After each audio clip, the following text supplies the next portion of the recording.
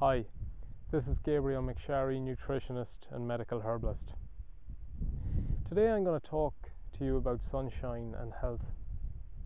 Sunshine is one of the most powerful natural medicines we have, and this is why summertime in Ireland is a very important time of the year health-wise.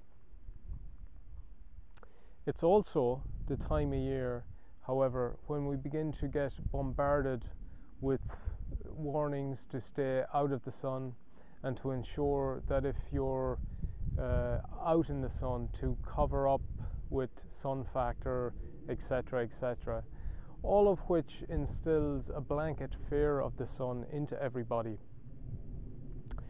Natural sunlight's potential to harm you has really been blown out of proportion. This is thanks to many dermatologists, health officials, advertisements, beauty experts, corporations, and in cases well-meaning friends. They basically tell you that you need to stay out of the sun because the sun will kill you. This simply isn't true. For starters, there is little scientific evidence to justify the many health campaigns that urge you to completely avoid the sun. Avoiding sun just doesn't make sense. And it certainly doesn't make any sense when study after study in the scientific literature shows that sun exposure and vitamin D is very beneficial to health, physically and mentally. We're led to believe the sun is deadly and needs to be avoided at all costs. In fact, the sun is healthy for you. Think about it. How could it be any other way? After all, our ancestors survived spending lots of time outdoors as fishermen, farmers in the fields, working outside under the sun's rays far more often than people do today. This brings up the obvious question: how on earth would it be possible for your body to end up being configured in such a way that the sun is now a deadly threat to you, to me, to the entire human race? Like I said, it simply isn't true. That's not to say sunlight can't be harmful, of course. It can. For instance, long-term excessive exposure to sunlight can increase the risk of certain types of skin cancer. Yet moderate sun exposure is less dangerous than sporadic sun exposure. Plus, there's a good deal of evidence that sun exposure without sunburn, that's the key, without sunburn, significantly decreases the risk of melanoma, which is a more deadly form of skin cancer. So safe sun exposure is the key. In my opinion, the most beneficial effect of sun exposure on your skin is the production of vitamin D, which we readily produce this way. It's our best way to get vitamin D, is to synthesize it in the skin from sun exposure, no doubt.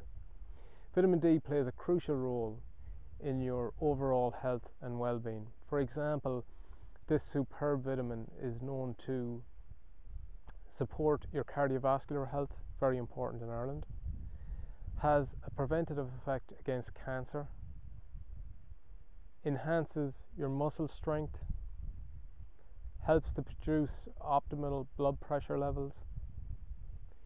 Vitamin D helps maintain a healthy immune system. So for anyone with any autoimmune condition, MS, ulcerative colitis, rheumatoid arthritis, it supports kidney function, healthy kidney function, promotes healthy teeth and it helps to keep your bones strong and healthy throughout your life. Now, it's important to note that wearing a sun cream on your skin, on uncovered skin, blocks your body's production of vitamin D. In fact, sunscreens reduce vitamin D production somewhere between 97.5 and 99.9%. And interfering with your body's production of vitamin D by this amount may have dire health consequences. However, UV exposure beyond the minimal dose required to produce redness, skin redness, will not increase vitamin D production any further. So this is important to note. If your skin is unused to the sun, it is important to build up your tolerance regularly and gradually. It's good to start early in the year, in the spring and early summer. This will prepare the skin for the stronger sunlight later in the year into the summer. The correct amount of sun exposure one needs varies depending on the type of skin you have. So in Caucasians, in our skin, an equilibrium occurs within 20 minutes of ultraviolet exposure in midday sun. It can take 3 to 6 times longer for darkly pigmented skin to reach the equilibrium concentrations of skin vitamin D. Obviously, if you have very pale complexion, less exposure is needed. So the key here is never to burn. The key to healthy sun exposure is do not burn. When you sunbathe, it's also important to treat it as a medicine and control the dose. Frequent short periods of exposure are best. If you overindulge, it can be dangerous, no doubt about it. Regular exposure protects against skin cancer, but intermittent exposure can actually increase the danger.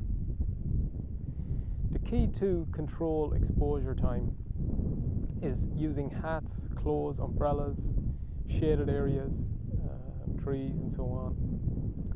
SPF cream may be warranted in people whose profession has them constantly out in the sun, lifeguards, or sports people, surfers who are in the water long periods of time throughout midday.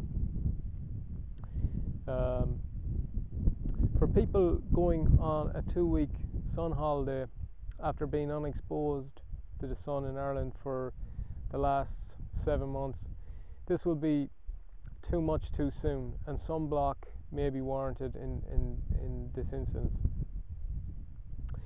Remember though that the cosmetics industry that make sunblock SPF are also the same guys who make the fake tan creams, and it is a multi-billion euro business, and it's generally them who finance the majority of media campaigns regarding avoidance of sun. So don't let them scare you into complete avoidance of the sun. So get out there, get sun, enjoy the sun, don't burn, and enjoy the summertime.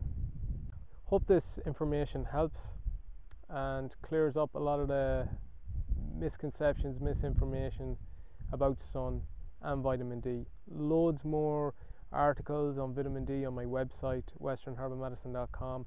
Please go in there and search vitamin D. Extremely important for Irish people, especially if you have health problems. This is Gabriel McSharry. Thanks very much for listening today.